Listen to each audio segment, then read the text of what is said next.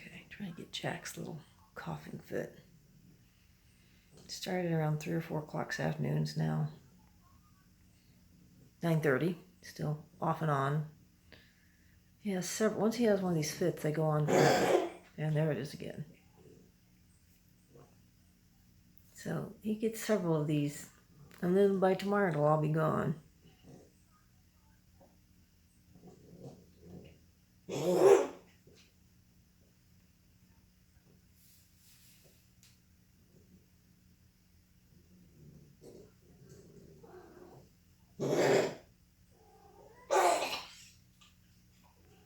It's like so much coughing, he just keeps gagging himself over and over and over.